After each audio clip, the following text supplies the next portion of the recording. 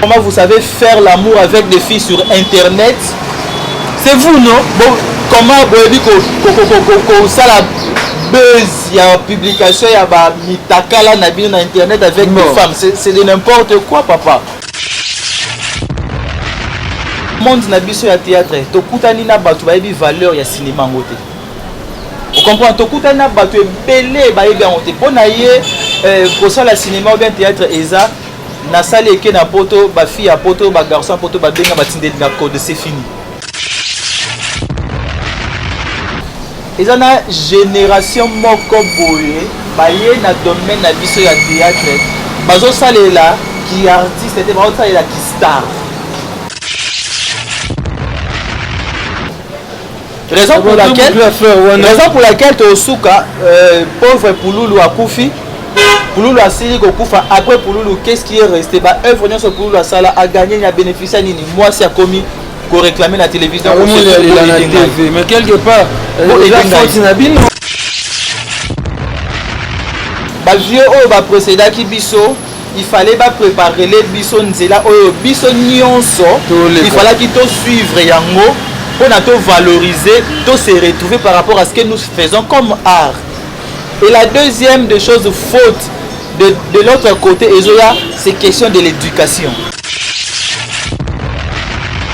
C'est que je vais leur dire, bon, en fait, si je dis ça, c'est question, il y a éducation, il y a moto. Intimité nanga est venue, je fais l'amour avec moi si nanga, ou bien copine nanga. Et bandandenge nini au filmer yango ataku tu posa ngo lekio makasi et bandandenge nini ce n'est pas humain, ce n'est pas une éducation. Tu vois filmer c'est ce que moi je dirais na yele ka Mike Kalambay na ba de ko bazo salango eza qui y a animosité na moto eza humanité, ça n'a pas de sens.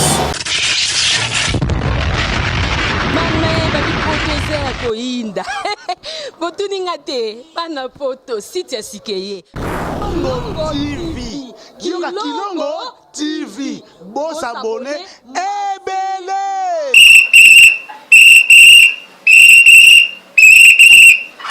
Kikaka leri nyoso kikaka mopepa sika tolima mopepa kalate mikolo solingi osabone obetika point Kilongo TV Kilongo TV Bobeto be bokoto be na YouTube bobeto be Kilongo TV po Kilongo TV bokomona maijane wana bakata kate ngonga nyoso bokomona maijane na Kilongo TV wana nouveau ne kasi aza grand nani Kilongo TV oh Kilongo TV oh Kilongo TV zene moko ebotami eza moke kasi avimba na kati Kilongo TV bokomona makambo ya minene mpo yasa ka ba vie ko le kabatinyoso Kilongo TV bisous bye.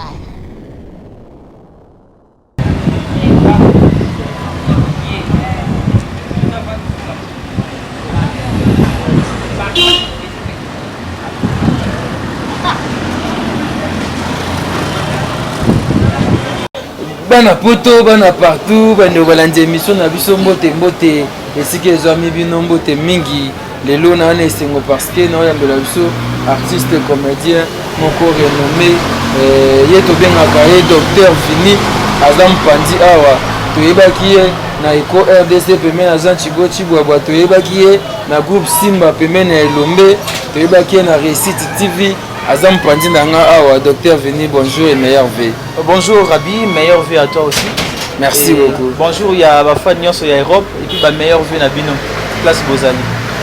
Les lots d'Ozane Awa, Torobeta Lisolo, il y a Pouloulou Oautikotika Biso et Veuve Pouloulou déjà, ils ont les émissions Oyo, ils ont fait Sabatinsu Kanda, le coup la Blandine Mafuta, Silika qui n'a l'ikam Oyo, Abia fâché, très fâché contre moi, c'est Pouloulou. Le rôle la paix, cœur sensible, il n'y a pas fâché qui est sous pour na makambu oyo. Tu sur la peine fini, tu as vu na et puis moi témoignage à Pouloulou. Tu rebeta lisolo, il y a vidéo à Herman Kastongo. Déjà Herman a les Guinéens vidéo à s'excuser. Et puis tu rebeta lisolo, il y a Cédric Kalambaï c'est quand il me sepe kalamba ndeko mai kalamba par rapport à cela peniel moi ma solo zo belé to miko sola ndeko na biso za awa ndeko vini to eba ki pemene ya Lombe na théâtre ça fait un temps olongwa pemene ya Lombe o tile le to tikala ko ba raison te olongwa pemene ya Lombe bwana non bengana kayo oui on la bat mais tu regardes on le pe marina lisusu. Ah. Maintenant, voilà ce qui est vrai. Hein. Ce qui est vrai, c'est qu'on a évolué dans le groupe Simba et pas le président Elombe. Ce qui est commis dans le moment où le président Elombe a remarqué que Oza n'est improductif. Ce Oza improductif, a autre chose Libanda a gardé Batouro Baza productif et puis a sali appel na ba membre mususu. On est ba Marina, ba Jini. Ben, improductif. Ben, en fait, chaque président, chaque coach a une vision naïe. A un objectif et l'eau est ligne dans le groupe naïe. Comment Marina combien productif ce qui est mon groupe a monique. Oza na apporté dans le groupe naïe. Donc c'est à lui de prendre ses décisions. C'est à lui de prendre ses décisions. Donc, à ce qui décision, mais Kolongo ya vini na kati ya groupe Simba, ils allaient ni ko bengana, ils allaient ni au suspension de ce qui n'était te. Kolongo ya vini na kati ya groupe Simba, ils allaient qui a vini contrat na ye et si il na kati ya groupe Simba, contrat verbal et puis na me décider dans ça la chemin na ngai autrement. De là aussi qui na longwa et puis la président Elombe et Amwana. Et au vini le bani a gagné. Vous avez mené Elombe ou bien regretté le passage na Ewana? Non, quand on a mené le président Elombe n'a regretté en côté. N'a gagné Ebele. N'a gagné Ebele. Si aujourd'hui le monde y a internet et est vini, c'est grâce à mon président Elombe. Là je le reconnais. N'a gagné par rapport à comportement du président Elombe à Zalaranango. Le président Elombe quand il dirige les gens, c'est un monsieur Oyoyo Azwaka. Tant il y a observation, analyse, il y a fait avant c'est décidé. Donc ce qui a décidé que un productif à Longwe, c'est que Ezaka ya solo. Non, président Elombe a Zouaka temps. Ezaka tout air moko. Ogi comme mon président Elombe, ma kamso les la carte ya groupe. Ogi comme le président Elombe aza peut-être Yuma. On dirait que Azape a yebi likambwango ndenge ezali et pourtant avant de kimi azoko observer azoko analyser et après quand il va prendre sa décision il prend une décision après bah analyse et c'est comme ça que ngape na yiba côté wana quand je dirige les gens c'est difficile de prendre une décision rapidement quand on te dit un truc par rapport à tel ou tel membre tu prends ton temps d'analyser de réfléchir après au lieu de sa décision. Donc côté na gagnant c'est pas le président Elombe Yangwana. Et puis artistiquement à part combo oyo na kota à partir du président Elombe j'ai appris maîtrise il y a qu'on réaliser style moko boye il y a œuvre. Dans style il y a œuvre il y a vini chez mutatali yango bien à mon tendance il y a ba calme il y a groupe Simba. Donc il y a groupe Salongo. Il y a groupe Salongo. On a dit le nom on a style à groupe Simba. Tu as mon groupe Salongo, style Minzoto, groupe Simba. Il y a style à groupe Salongo. Mais c'est normal les à groupe il y a style Salongo parce que le président il y a groupe Simba a produit à groupe Salongo. Il y a style à groupe Salongo. Bon ça capara na ngo Elombe pe lisusu. A ça capara na ngo comme ça style na style groupe Simba. Mais non, à ce que qui style, il y a groupe Salongo. Mais ce qu'on tali la carte. Et c'est la style, il y a Chic Shock. Chic Shock le yenge. Il y a dia ba mangwaou. Mais on le style est sobe, mais ce qu'on Elombe. Style Elombe eza groupe Salongo na particularité Elombe. Particularité Elombe eza trop intellectuel. Nazaki na mamo trop intellectuel. Trop intellectuel wa yango ba le mondial azali ko sala. Yebisanga i particularité oyo Elombe ezanini. Ezaka ba le mondial. Oui. Ya aucun tengo ya ngembe azali ko sala. Mais omoni Mais comme on rate zo boye lombe na boya ke to ça analyste sur la te omoni mutu nyonso na vie, OK? Azana toujours eloko moko o eza ya ye. Mutu muso ayi ko remplacer yango te. Donc ata boyi oza pièce moko ya théâtre. Bopesi Vini, bopesi Bobo, bopesi Duche, bopesi Junior Lusaulu. Vous comprendre? Bango nyonso baza batu ya style ya bolingo. Mais au moins na kati ya ba style na bango ya bolingo, particularité ya moko et ezala kaka.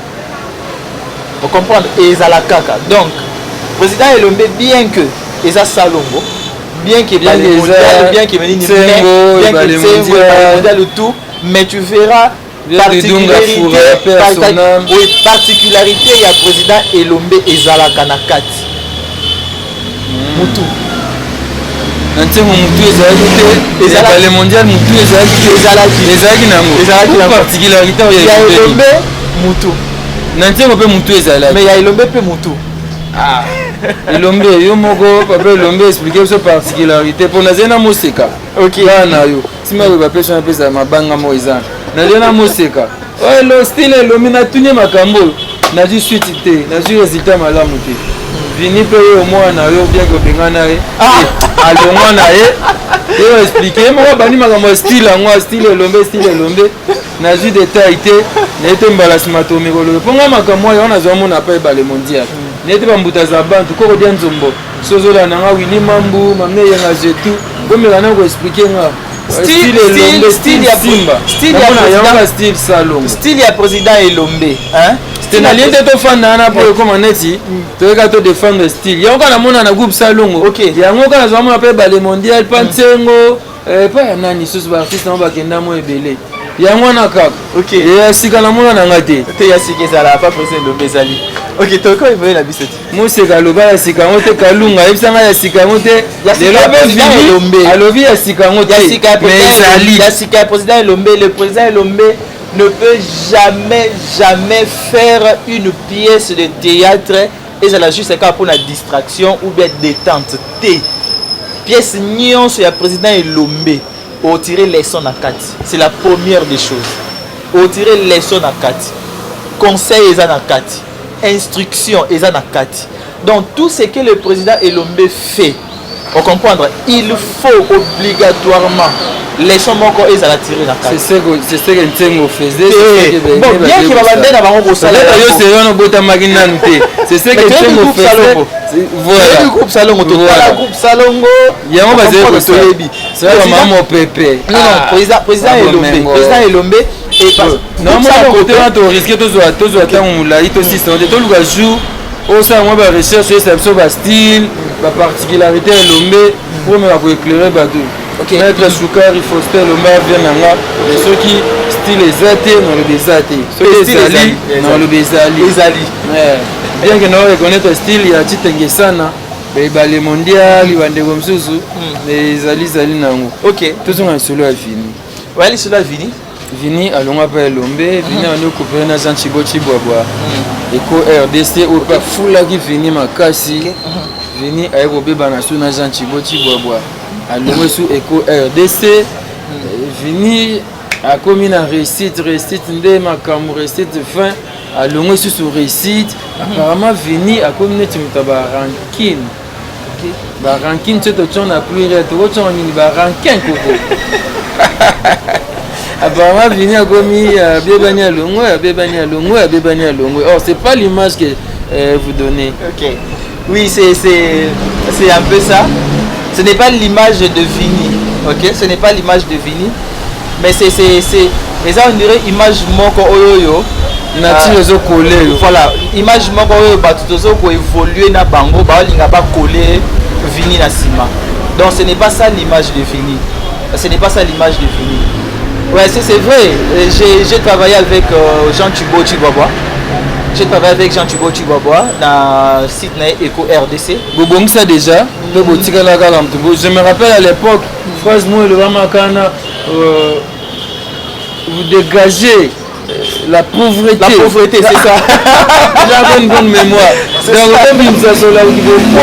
Donc vous dégagez la pauvreté. Donc quand on regarde Vini, on sent la pauvreté, on sent misère moko boye, Donc c'est un peu ce que le monsieur avait dit.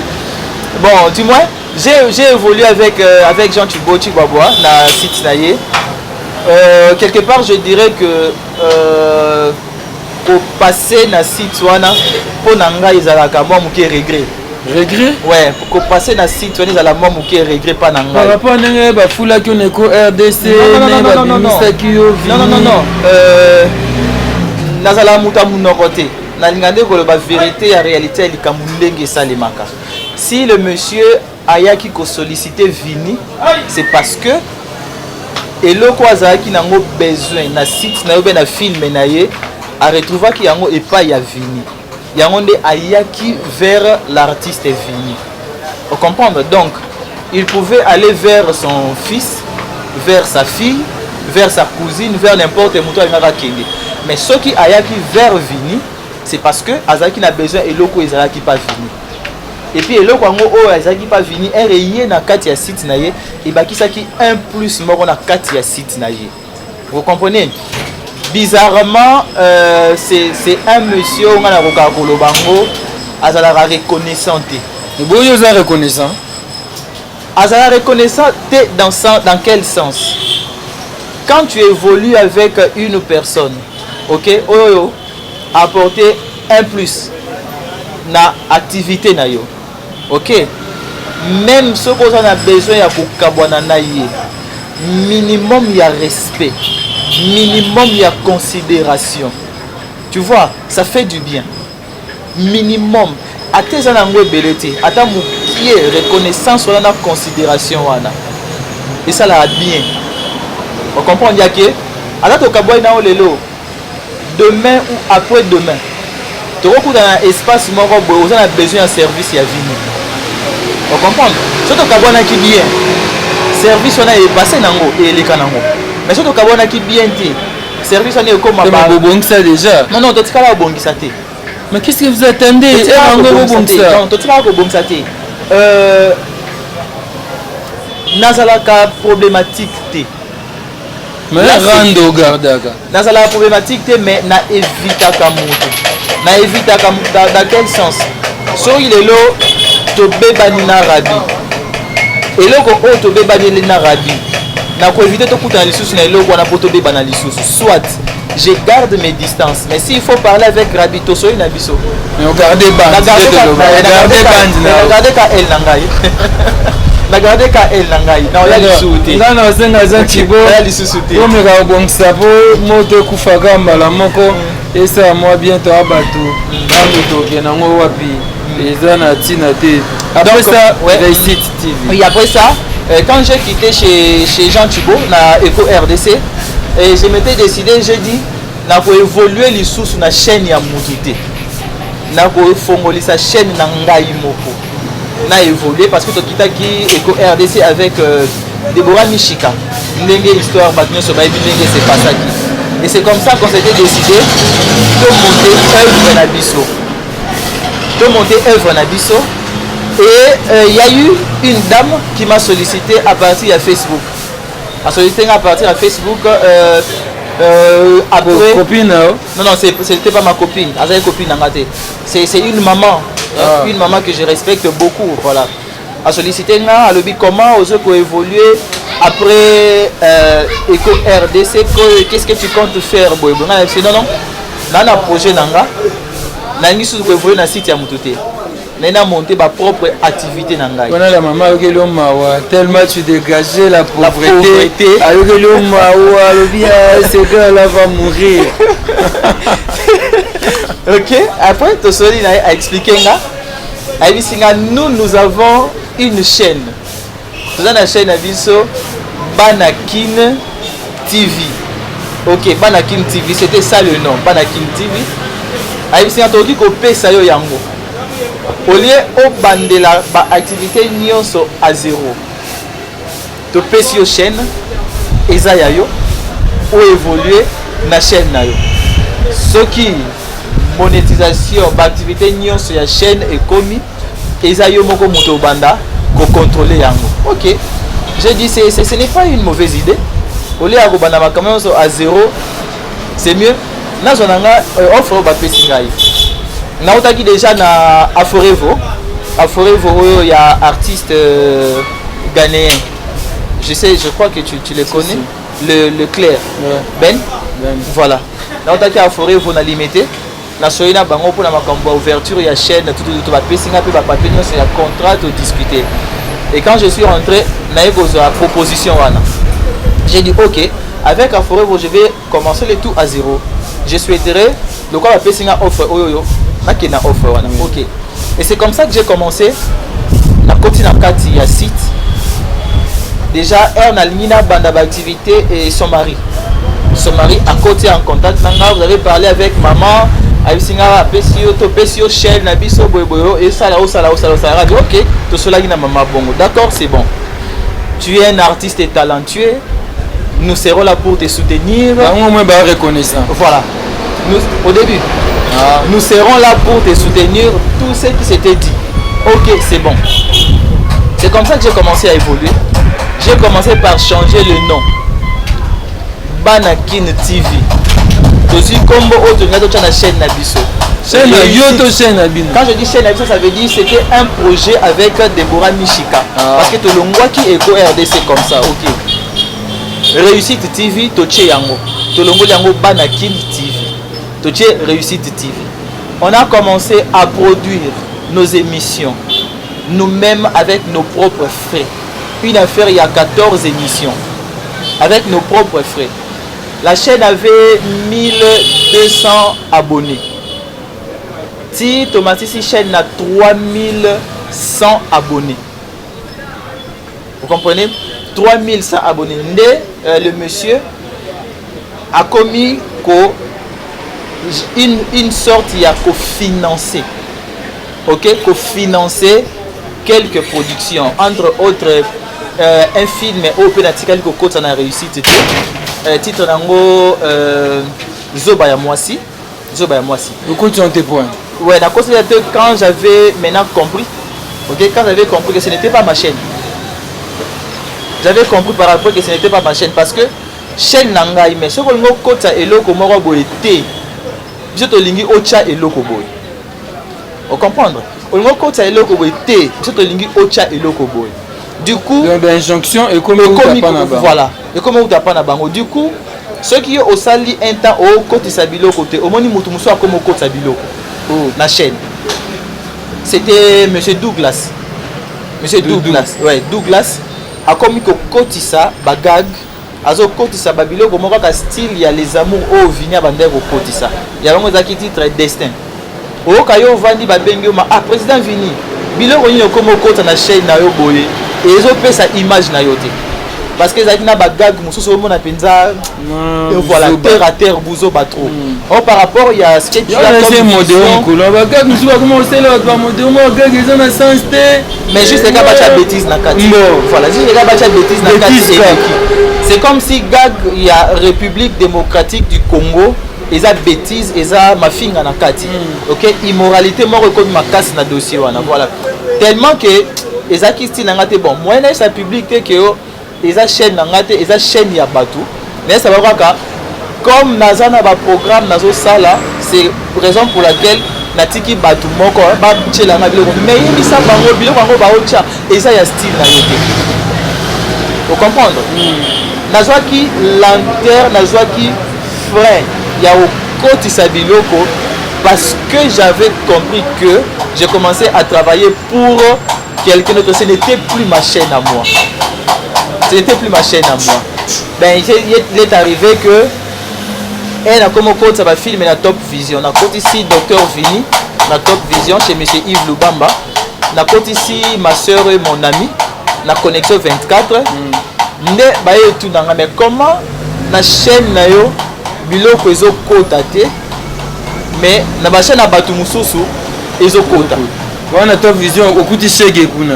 Nakuti Shege, Nakuti Adailunga, Nakuti Fâché, Nakuti. En même temps, la réussite, tu peux. Shege peut être côté bleu. Non, Shege a eu la réussite après.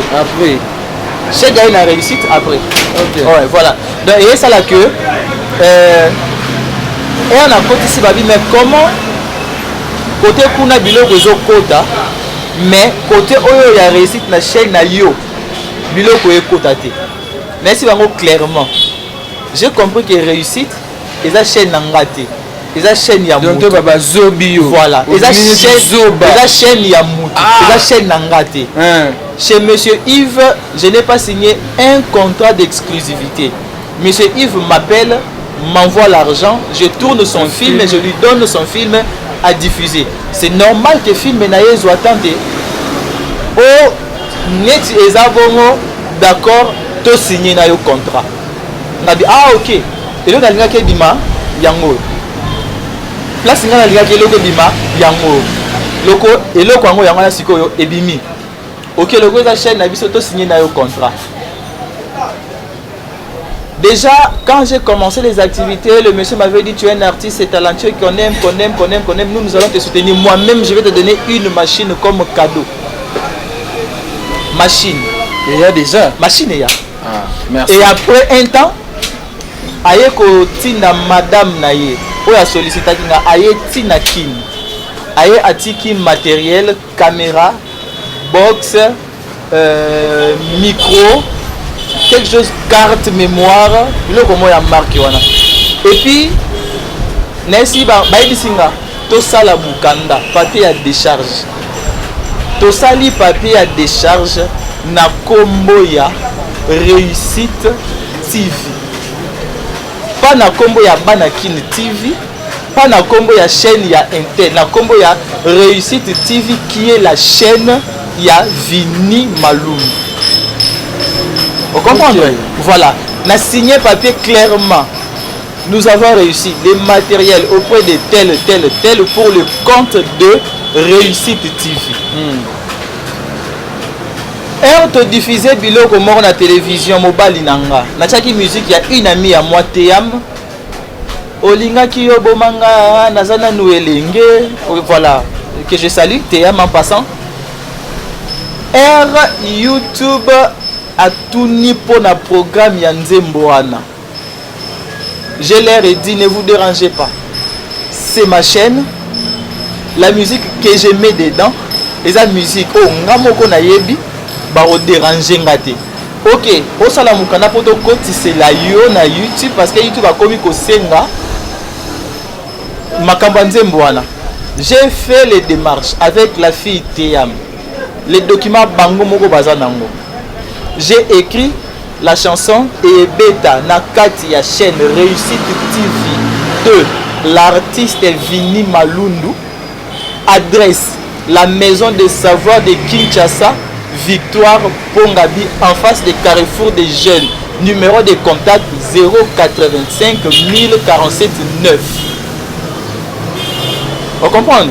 Tout ce qui s'est passé ezalaki il y a Réussite TV de Vini Maloum. De yo monaki neti ba zobio yo parce que zoba ba on se connaît sima kombo. Non parce que nga le ba na qui une émission est le mot pas il y a monsieur Jean Tubo Tibaba.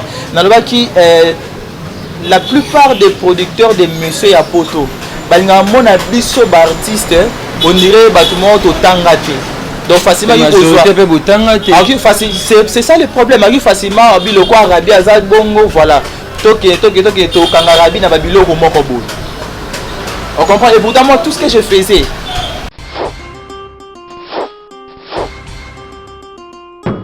FJB agence assure Nebsibino sur Ecosa Karani Bozomona Maringa numéro 70 Babi agence Ezamoko FJB agence assure donc ah eloko ebunga raté oh tinake loko comme bueno très sûr agence moko kitoko otiki bloko na yo un mois après ozui yango ndenge kaka otikelaki yango Fiston Basende basali fitting na Julien Basende tobengango na kombo ya FJB eza awa na Maringa na Kasavubu croisement kaka Saba deuxième parcelle na Maringa bana Kasavubu ne tout boyebi donc ah eloko ebunga raté oh tinake loko comme bueno ah vraiment agencement oyo Fiston Basende na Julien Basende ba tcha vraiment esprit Maringa numéro 72 na Kasavubu esika obunga te entre Saba Sosa oye aozi kolina yo ozi blo na onyoso ndenge koka eloko ebungi te oza na France oza na Belgique oza na Allemagne oza partout olingo tinda biloko agence eza moko FJB agence assure biloko ekomi te biloko ekomi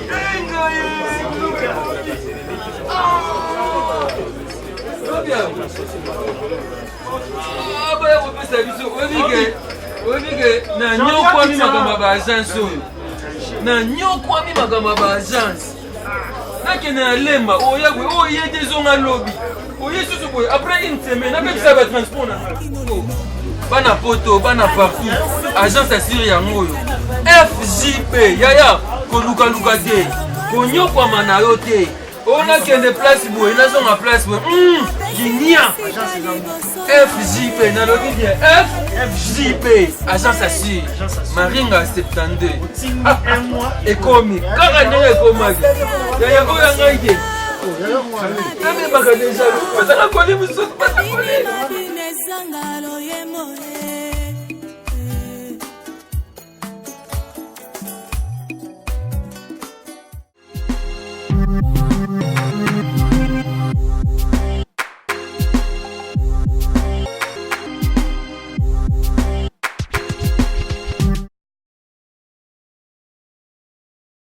naza na mutu nanga nazo réfléchir tosukaki na bango parce que bakomaki vini a escroquer biso vini akangi biso matériel vini totundelaki ye mbongo vini biloko mo ya marque na j'ai l'air et dit j'ai été clair ok j'ai l'air avait dit ceci si c'est votre chaîne commencez par me rembourser les 14 émissions que j'ai fait avec mes propres frais ce qui est qui chaîne na yo Rabi pourquoi na osala 14 émissions na ba frais nanga sikoyo wana sikoyo vini a community omoi oyo kabosa ayembaki esika nyonso na tiaka lokolo esukelanga se mabe okomi bongo on comprend j'étais clair et puis s'il faut que na rendre bango matériel j'aimerais à ce que mutu oyo apesaki nga matériel aye na document oyo tosignaki na ye on comprend totie document na papier je reconnais ezalaki matériel ya réussite commencez par si vous voulez récupérer les matériels vous changez le nom de la chaîne parce que c'est le nom de Vini vous changez le nom de Vini réussite comment ouais yaya balinga te ce que je dis je sais c'est ok na justice totika makambo on comprend mais vous gardez quand même relation bien attends soki toke na justice te mais il y a 12 émissions que Vini a fait na 14 na 4 ya chaîne wana oyo eza na ba propre frais na ye mais vous gardez quand même ba bonne relation en dehors de ça Vini a fait augmenter en dehors de ça Vini a fait augmenter de si c'est 1000 à 3000 abonnés quand même ils ont œuvre ya esprit il y a un artiste il y a un artiste on comprend il y a un artiste souci nanga ezalaka au moins une collaboration entre artiste et producteur ezala toyeba ko se respecter ko se considérer il y a des producteurs on va considérer tout le cas Major Bisadidi Major Zolozolo Bisadidi à chaque fois de kutana na encourageant Rabi Musala Kitoko merci Major bon en fait nalinga rokota kota na ba détail ya batu mususu te parce que moi selon ngai Vini je ne peux jamais accepter un producteur afinga artiste ba bêtise ya maman na ye pendant que l'artiste fait ton travail pour ta chaîne au moins quand je dis parce que eza mutu mari koloba eza makambo susu batu mususu na facilité ya kolobango voilà mais kobimisa ngo na munoko Rabi na ye kosalela yo musala eza collaboration entre producteur nanga artiste gagnant yo gagner pe na gagner mais ngana gagner na moi mafinga na mafinga na kati et puis mafinga ngo ya PTT mafinga wana ya kilo nani ya mama na yo on comprend nani ya mama na yo ce n'est pas respecter les artistes congolais tu as raison tu vois ce n'est pas respecter les artistes congolais et puis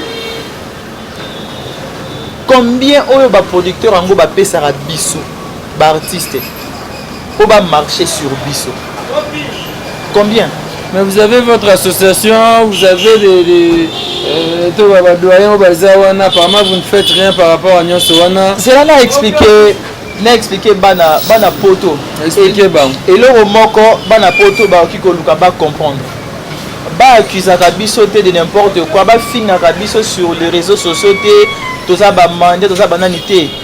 Fingaka biso te o sala eloko mo bebela producteur mo boté. Je donne un exemple parce que eza mbongo oyo ba producteur ba pesaka ba artiste pour na osala film. Je vais marteler sur ça. Au sala film au sélectionner 17 acteurs au bazana combo. OK, 17 acteurs. Le producteur te donne $600. Non, ça je ne comprends pas. Le producteur te donne $600. Na $600 wana a exigé yo. OK, a exigé yo. Au foutu monteur, au foutu caméraman.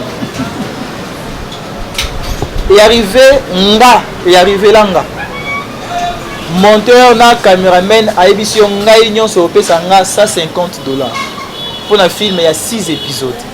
$600 moins $150, tu restes avec combien? Public a calculé. Au total na $450. Na $450 on a fouta 19 acteurs ou invités. Non mais c'est trop, pourquoi vous acceptez des choses comme ça? On a autant ça film mon bobé. $650 ça y dépense il y a jour kaka. Petonaki 8 tableaux à vie de loin. Pourquoi c'est 7 ou 8? 8 tableaux à vie de loin. Ils ont vie de loin na qui peka na nyo na lianza. OK. Est-ce que ce nom que ça film quelque part bino mo pe bozo boma makambo. Le problème avec ça Rabieza nini. Au moins na monde na biso ya théâtre, to kutani na batu ba yebi valeur ya cinéma ngote. Vous comprenez, to kutani na batu ebele ba yebi ngote. Pona ye pour ça la cinéma ou bien théâtre eza na salle eke na poto ba fille à poto ba garçon à poto ba benga ba tindeli na code, c'est fini. Raison pour laquelle Tosuka pauvre Pouloulou a Koufi. Pouloulou a Sili Koufa. Après Pouloulou, qu'est-ce qui est resté? Bah, œuvre sur Pouloulou a gagné, il a bénéficié. Moi, c'est à commis qu'on réclamait la télévision. Mais quelque part, c'est ça.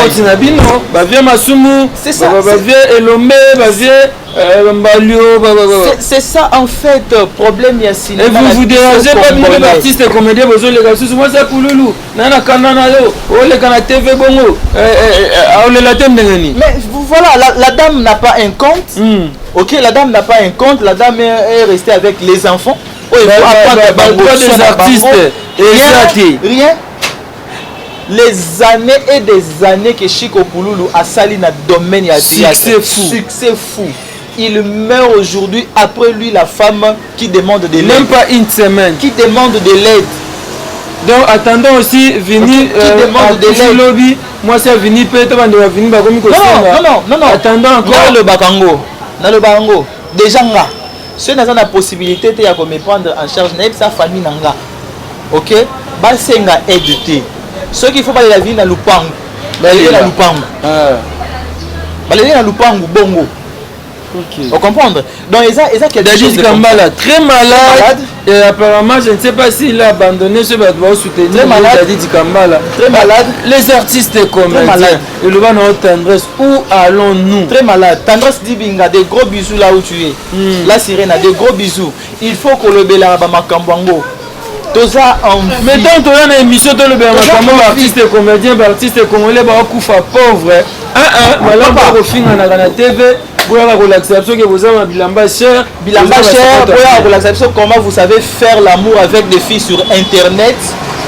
C'est vous non? Bon, comment vous dites que ça la buzz, il y a publication, il y a mitakala na internet avec des femmes, c'est de n'importe quoi papa. Mais où tu vas la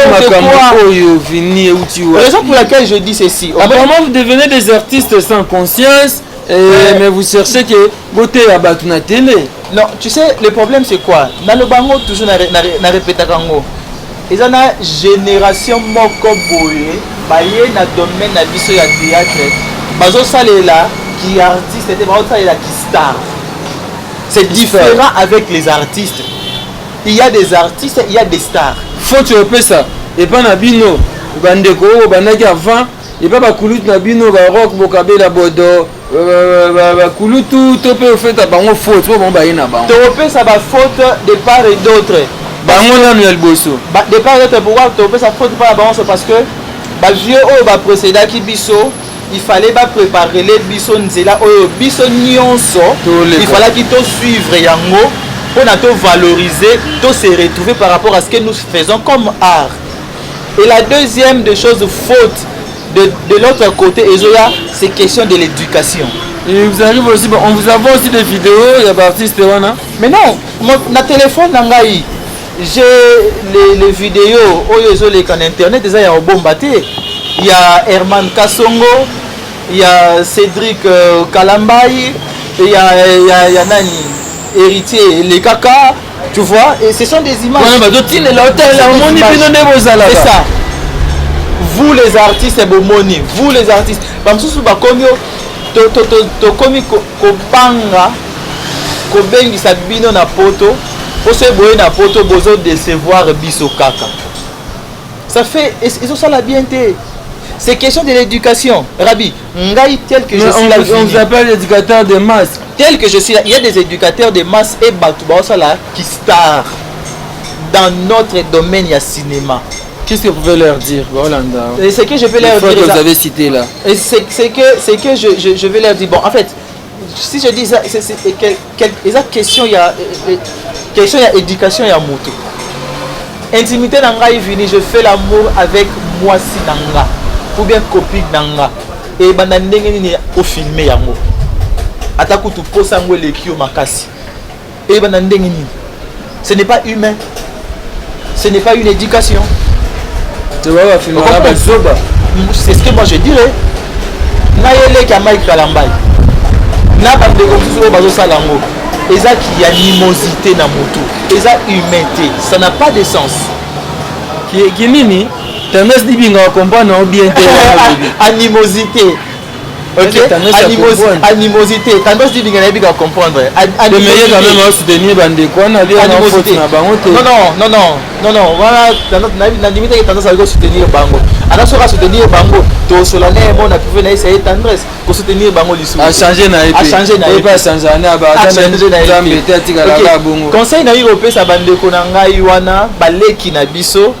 Ba grand frère na biso o bazo kota na kati ya ligne wana majorité otangi bana bango ka baleki voilà baza baleki baza ba ya na sote baza pe ba génération na sote baza baleki vitesse o bozo ya nango na internet et matisa bino et koisa bino et puis soki bambi bino eza ko bamba moko ya bien te oza na base na internet mais toyeba que il y a un avenir.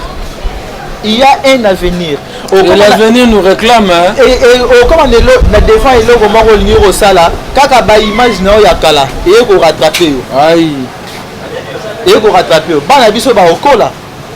Moi na koli à quel internet parce que YouTube eza image éthique à la à vie. Oui. L'enfant grandit à comme na âge mort à regarde mon papa va publier qui est nu la télévision avec une certaine fille. C'est quelle éducation tu peux si pas bana? Génération Moroboy. Pardon, tu sauvé cinéma na biso. Tu sauvé cinéma, tu sauvé théâtre. Tu sauvé na nani. Ba ko ba liko na makambo mbongo. Ba ko bongo na benga na ba ke ba zwi mbongo. Ba zo sauvé te. Biza yango depuis na ndalo ba makambo yo. Théâtre art na biso zo kufa. Musique zo kufa théâtre. Tozo matate toza ko kita. To kita. Ba fa na ngani so ya poto boyebi na nu mingi boyebi te hein. Love Ango TV. Ayo pe sous Love Ango. On a besoin na école, on a besoin na résider. Voilà. Love Ango. Ouais, Love Ango TV. Donc Love Ango TV wana eza et comment mindeni love LOV apostrophe Ango.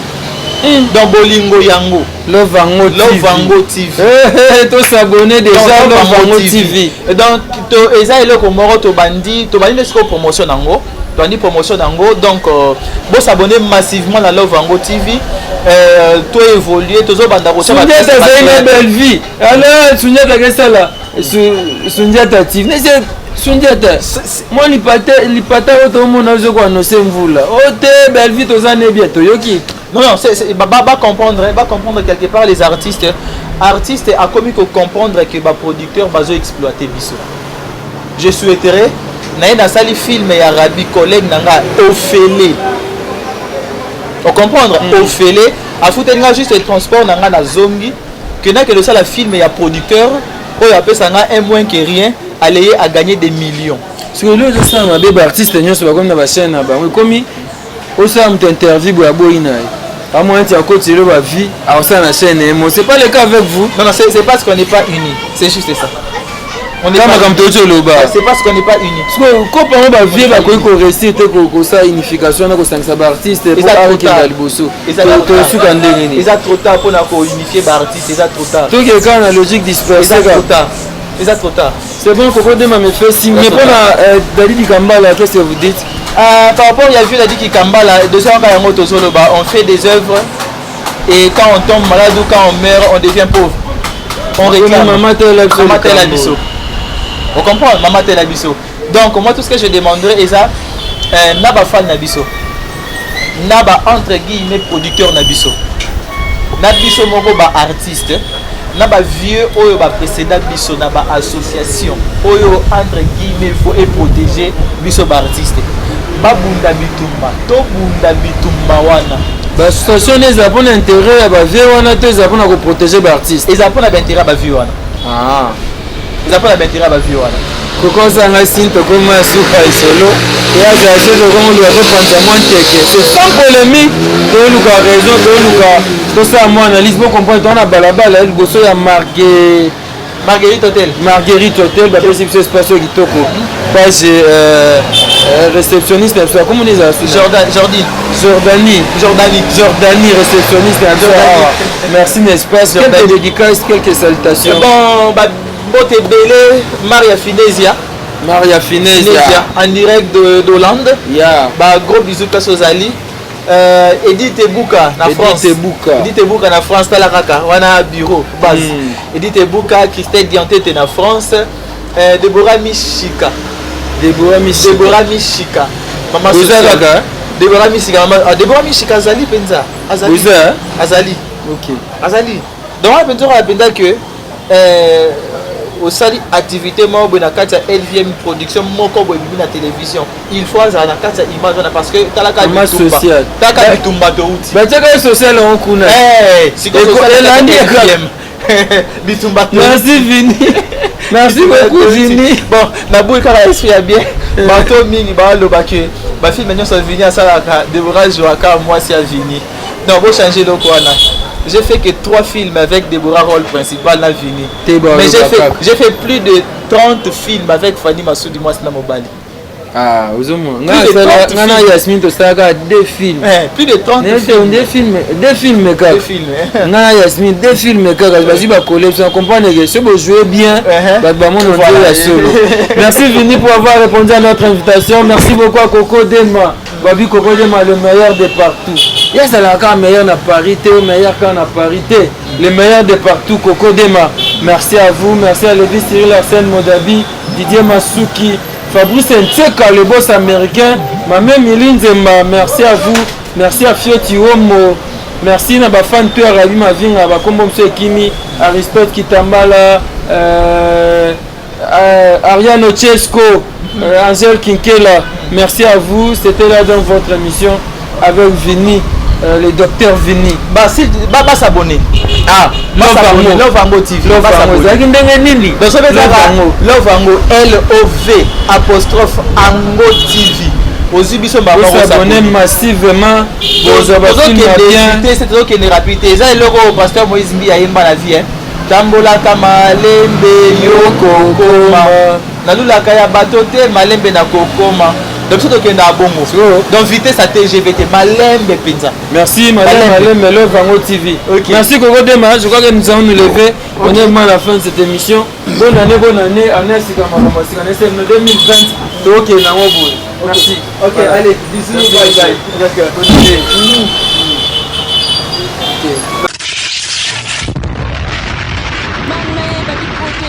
Koinda botuninga te bana poto site sikeye Kilongo TV boss abonné ebele.